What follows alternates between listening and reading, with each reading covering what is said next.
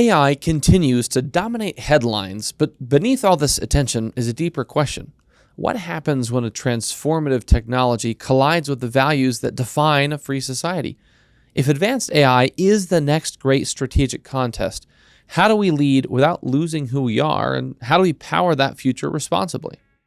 Like any tool, it can be used by people for good, it can be used by people for evil. And that will be the case with AI. On this episode, my colleague Derek Monson sits down with Sarah Hunt, president and founder of the Joseph Rainey Center for Public Policy, to unpack the global AI race and what it means for each of us.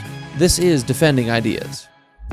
Defending Ideas is a weekly podcast produced by Sutherland Institute. On this show, we are committed to renewing the principles of common sense conservatism, making you a better champion of sound ideas. This year, Sutherland Institute is celebrating its 30th anniversary, thanks to all those who support the work we do for Utah and our great nation. Welcome to Defending Ideas. I'm Derek Monson, standing in for Nic Dunn on this unique episode. I'm joined in the studio here with our guest, Sarah Hunt, who's the president and founder of the Joseph Rainey Center for Public Policy. Sarah, welcome to Defending Ideas. Thank you for having me here, Derek. I'm so happy to be here. We're glad to have you. Now, the Rainey Center hosts something that you've described to me before we got recording here called the Energize 2030 initiative around AI and energy. You can take a minute to describe what that is. And then, this AI debate is happening in a bigger picture kind of thing that's going on, right, globally. So question I'd like you to answer is, what is the importance of AI in the bigger picture? That's an excellent question. I'll start with your first question. We are here in Utah kicking off our Energize 2030 initiative. This is a series of state-based day-long workshops and dialogues with elected officials, government, industry, and community leaders about AI, energy, and stewardship. So we're really excited to come here to Utah first. A lot of smart people are here in Utah working on these issues. And that's tomorrow, our very first one. And we'll be going to several other states and doing a report on our findings with recommendations on how we can best win the AI arms race while protecting consumers and also making sure that we steward the environment. The second question, the civilizational aspects of AI. We are in a point in history where we have a technology that is extraordinary, and extraordinary like the nuclear bomb. There was a race to get the nuclear bomb. I'm from New Mexico. We're very proud to be the birthplace of the atomic era and to be the place where we keep our nation's nuclear brilliance. And we even as a country back then, we recruited the top scientists away from Germany, away from other countries with whom we were competing because we knew we had to get the bomb first. We knew it was coming. And with AI and sophisticated levels of AI, things like artificial general intelligence, we have to get there first. We have to get there first because this isn't just about energy. It's not just about weapons. Like all global conflict and all civilizational questions, it's about values.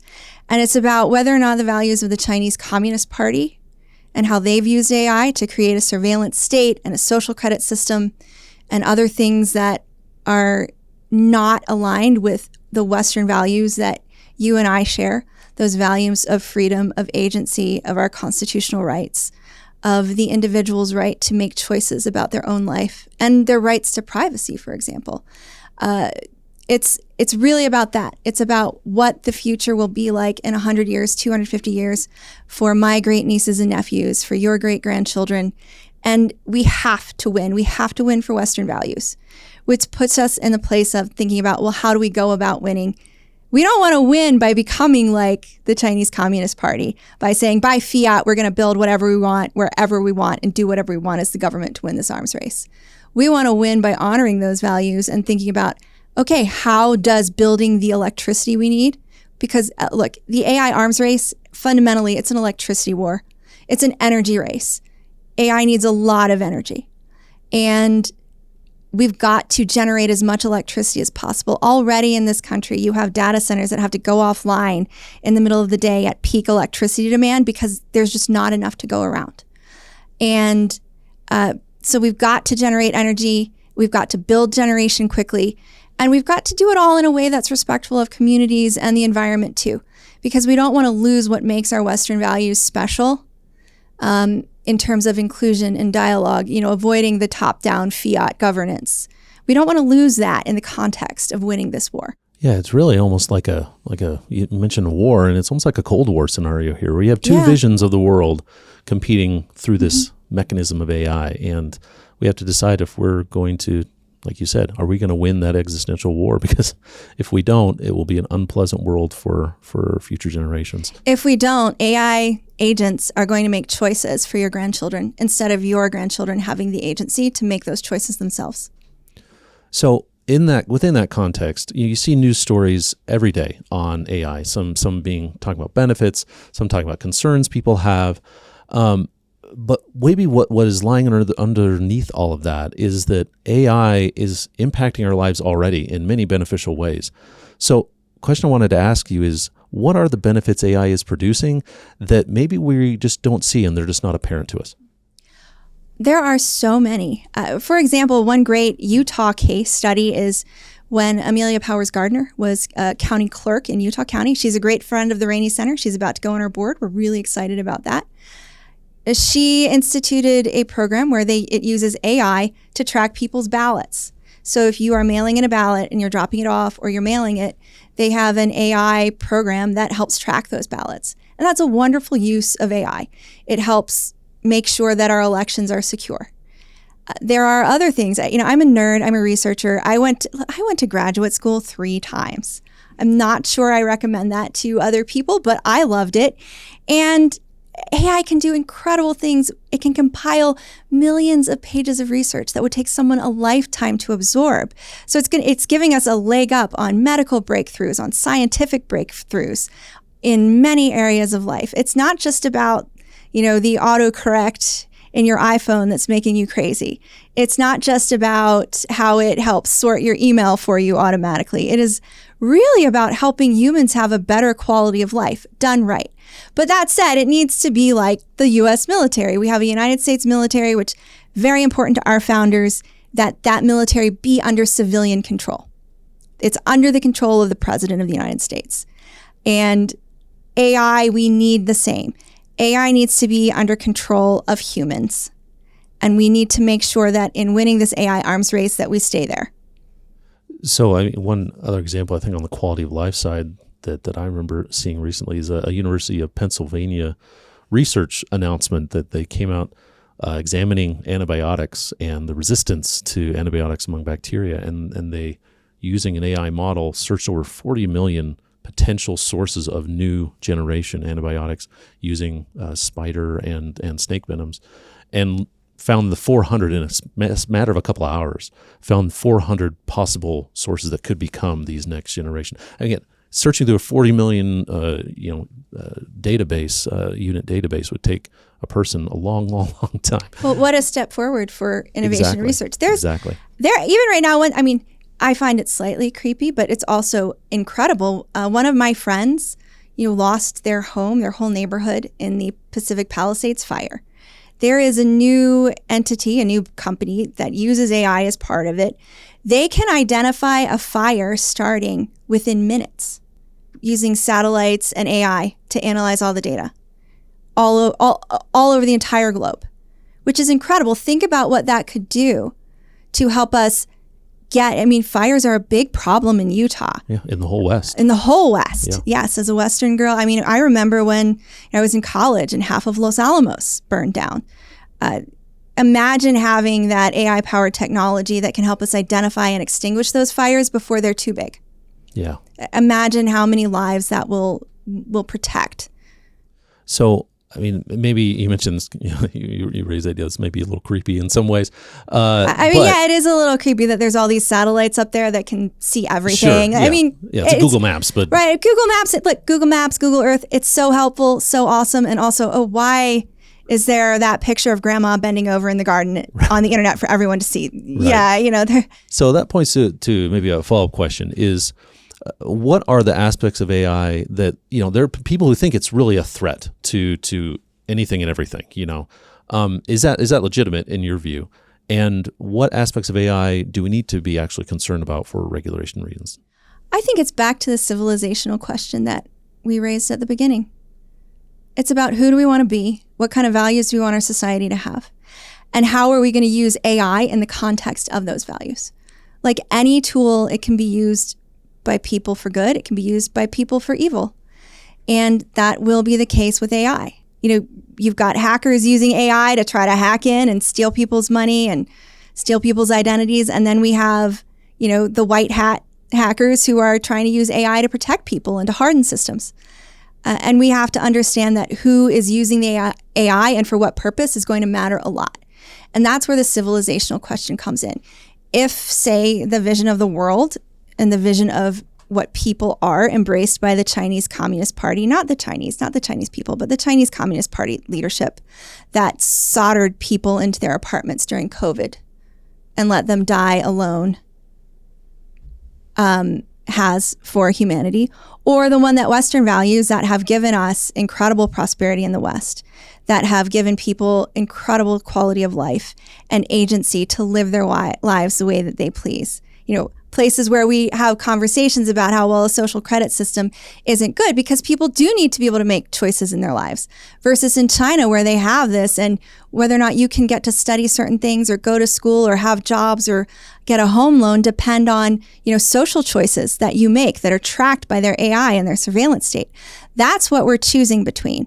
So we have to win the AI arms race. We have to be the best in the world at artificial intelligence. We have to get to AGI first. And we have to keep leading. America must lead on this because our values depend on it. Our values guiding the future of our people depend on it. If we fall behind, the world for the next several hundred years is going to be a world guided by the values of the Chinese Communist Party. Yeah, that's very well put. We need to take a quick break, but when we come back, we'll cover issues of energy and databases, kind of, again, going deeper on this AI issue. You're watching Defending Ideas, and we'll be right back. Sutherland Institute is an independent, nonprofit public policy think tank based in Salt Lake City, Utah. Our mission is to defend the principles of the American founding and strengthen the institutions of civil society essential for those principles to endure. Sutherland provides research, events, and multimedia to policymakers and the public to promote the principles of faith, family, freedom, opportunity, and responsibility. Visit sutherlandinstitute.org.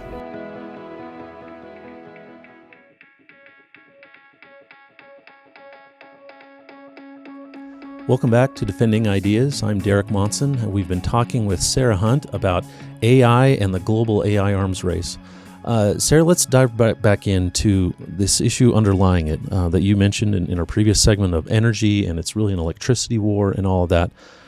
With that AI arms race's context and the needs of data centers in particular to fuel AI development, how do we produce the energy we need to win the AI arms race, but in a cost-conscious and environmentally conscious way?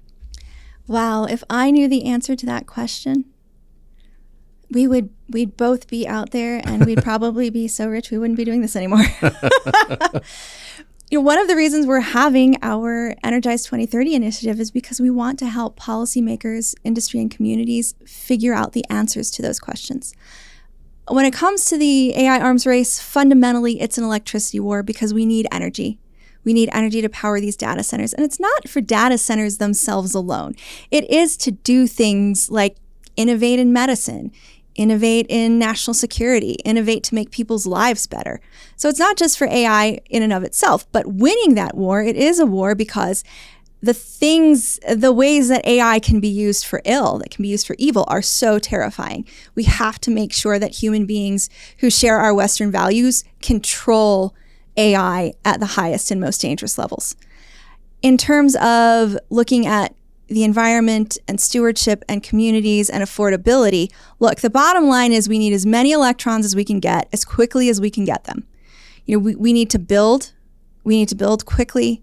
We need to build transmission. We need to build generation.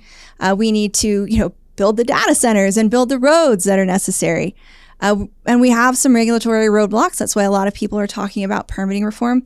our manufacturing base is also important. It's not good that most of the chips, the microchips that we need for processors for AI are we're dependent on foreign supply chains.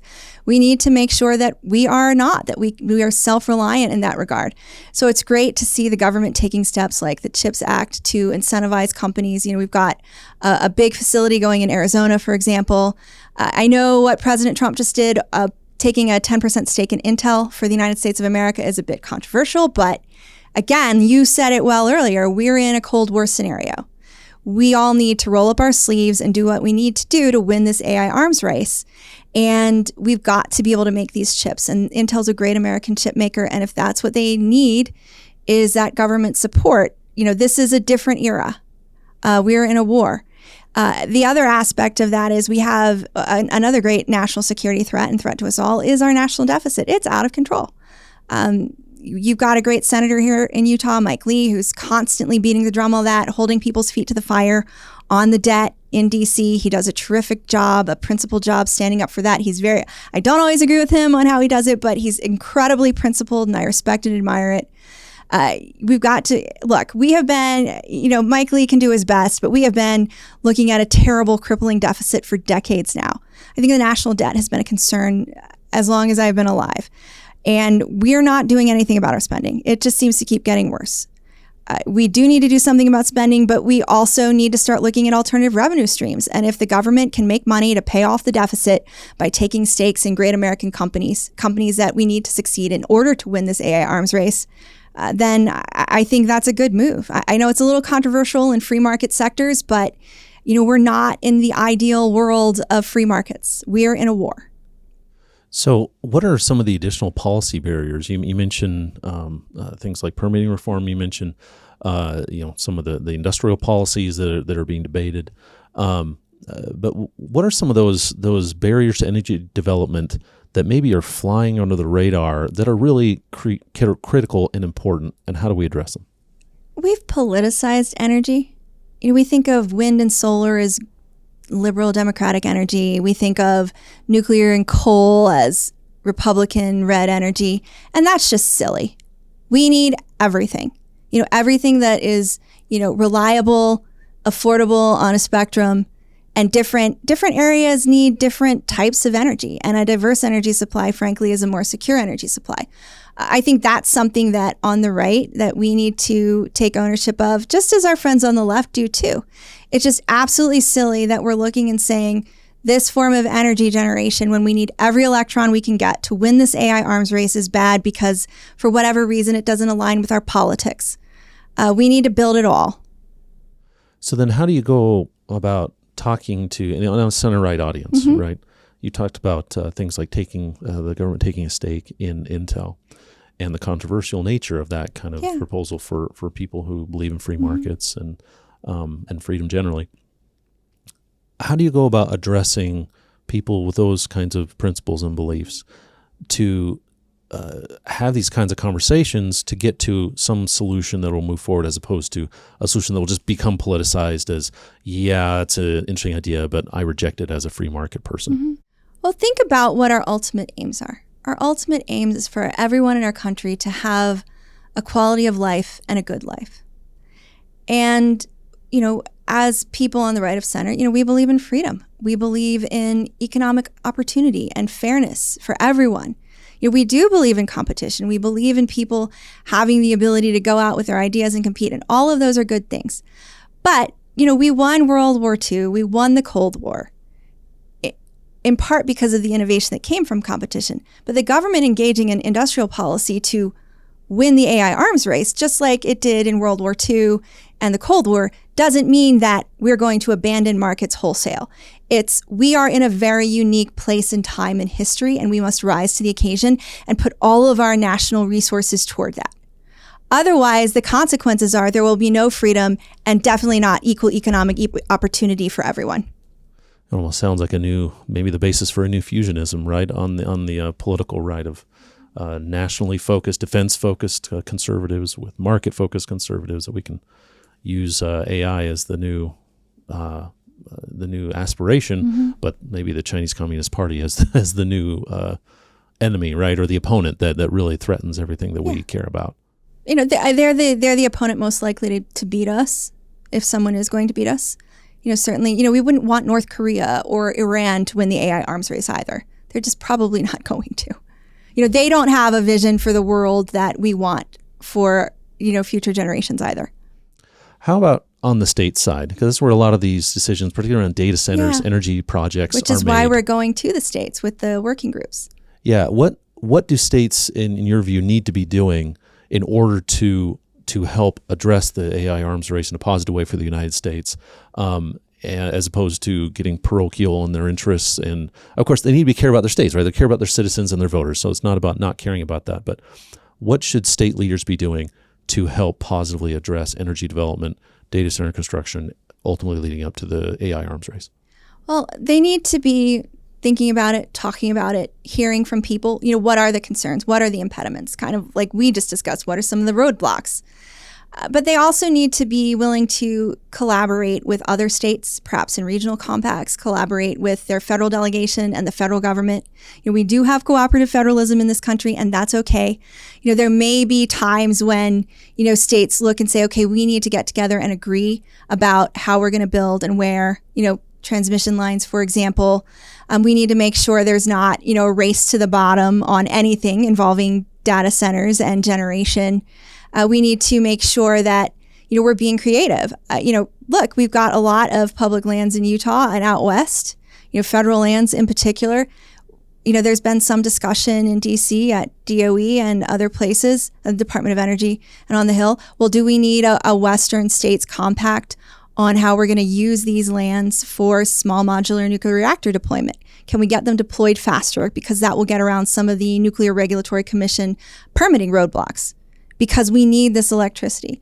And as you and I both know, in Utah and New Mexico, for example, my home state, there's a lot of places that are public lands that it's nothing. It's not a wilderness area. It's not Grand Teton National Park. It's just bare sagebrush, and nobody's really using it even for grazing cattle on. Might not be the worst place to put some generation, like small modular reactors, for example. And also, looking at what are we doing about self-generation? This is always a controversy, and we do need to work with our electric utilities to make sure that everything makes sense for the way that we've set up our electricity system in this country. But, how can self-generation, whether it's for data centers or residential consumers, fit into that conversation? There needs to be a place for it. It doesn't mean it needs to be everything, right? We need to understand how things work and the different constituencies are engaged, but we need to think about that. But I do think ultimately it's looking at this. This is like you said, it's like the Cold War. It's like World War II. We all need to band together. And, we don't want to see the states wholesale hand over a bunch of power to the federal government, but we need to have a collaborative relationship to get some of these things built in the short run. Yeah, it's great things for state leaders to keep in mind. We need to take another quick break, but when we come back, we'll cover a new issue, dive into elections and the institution of elections as part of our American democracy. You're watching Defending Ideas, and we'll be right back. For a deeper dive into the issues you care about, read Sutherland Institute's official blog, Insights and Takeaways. You'll gain deep insights from policy experts and relevant takeaways voters need to know. Visit sutherlandinstitute.org.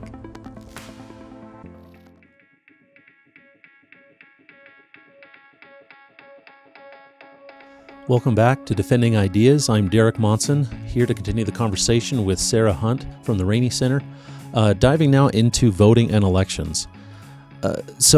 Voting in an off year, elections typically is not a high-profile issue, but there's been some recent Trump administration actions that have raised the profile in this current election year. With the Federal Department of Justice asking states for a variety of information, including voter roll information that they're going to collect together in their own kind of database for enforcement reasons. And the more recent announcement from President Trump that he wants to, through executive order, eliminate mail-in voting as a means of submitting your ballot. So there are a lot of concerns, as illustrated by those actions, around election security, election integrity, a lot of them genuine, and the question that we have is, how can we address these concerns around election integrity without undermining people's right to vote? That's a great question, and it's an important one. I mentioned earlier in Utah County using AI for tracking your ballot. That's a way that increases your confidence in your mail-in ballot in a mail-in process. Maintaining your voter rolls well is another way to, increase that confidence. I do think that it would be short-sighted to eliminate mail-in voting. I've got 8 younger brothers and sisters. I am the oldest of 9 children. There's 17 years between me and my youngest brother. So when you think about moms, conservative moms with big families, if they've got a 2-year-old or a 3-year-old, it might be kind of difficult for them to go stand in line at the polls to vote on election day. We need to have that option for people to make sure that the people that want to vote do get to vote. And there are ways to make it more secure, i.e. like the ballot tracking, like voter rolls, even, for voter registration and voting on election day where we have, it's controversy about voter ID. Yes, voter ID can make elections more secure. The flip side of that is if we're going to do that, we'd still want people to be able to vote. So we need to make it pretty easy for people to get that photo ID. If they can't afford the photo ID, maybe they should get one for free. If they need help figuring out what paperwork they need to get, there should be a place that they can call. We should make sure that people have the capacity to get that photo ID so that they can vote, and also so they can, get a job and have a bank account and do other things that you need to do to be in modern society if you don't have one. If you are out there and those are kind of the top things. I think, if you're going to do vote by mail, another thing is give people that option, have them request the mail-in ballot versus automatic vote by mail. That way, someone's actually requested it. Another thing you can do when you start thinking about election integrity and voting by mail, one of the problems that we have is we have states that'll allow ballots to come in for 2 weeks to a month after the election. And when this happens, results can change, and then it makes people question things. So making sure that there's a pretty quick cutoff date so that we can know election results sooner, so that people aren't sitting around stewing about who really won. Also making sure that our elections administrators are properly funded.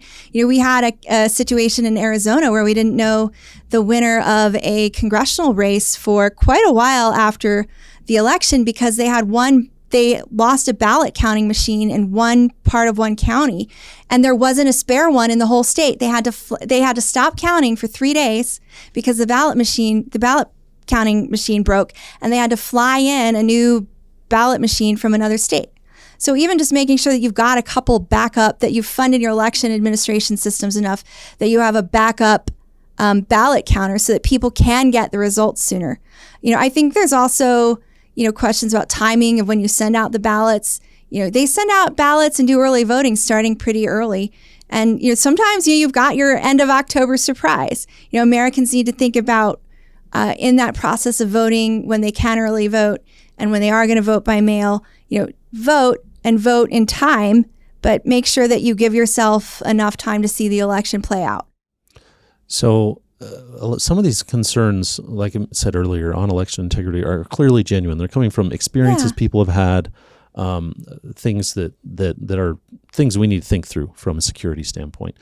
Some of them, as they're described, it can become apparent that they're based on information that maybe somebody saw online or was referred to, from the fifth person in the email string or something like that.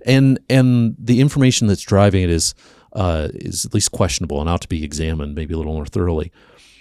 But that said, that's the environment politically that we're in dealing with these concerns. So how do we help voters who are concerned about election integrity understand what the more genuine concerns are from just an objective standpoint and an information-based standpoint versus ones that might be being driven by some form of misinformation?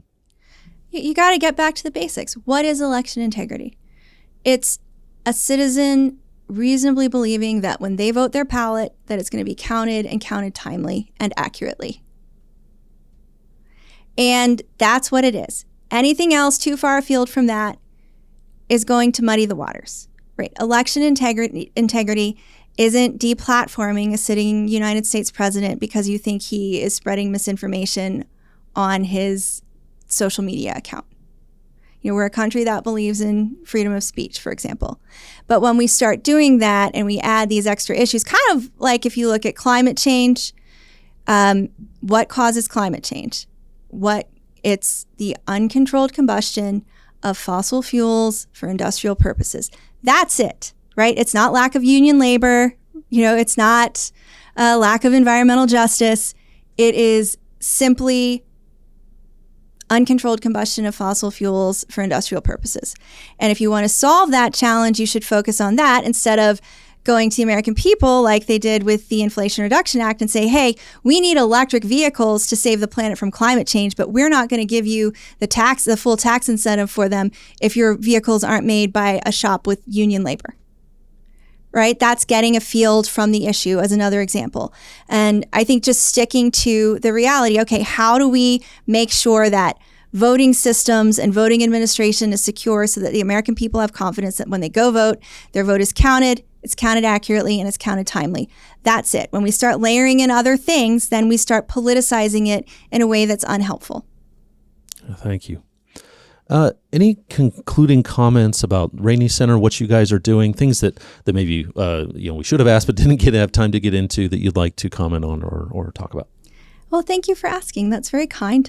We have our national summit for our LAMP program, the Leadership Alliance for a More Perfect Union, coming up. LAMP is a program for emerging national leaders who are state and local elected officials. We will have 50 of them coming from across the country, and we'll also have other stakeholders and friends there for 3 days of celebration, policy education, collaboration on and dialogue on solutions to the challenges that they're seeing on the ground in their states, so they can take back actionable ideas for the next session. And that's going to be in October 8th to 10th in Washington, D.C. We'd love to see you there and maybe some of your listeners. You can go to raineycenter.org to learn more about us and learn more about our convening.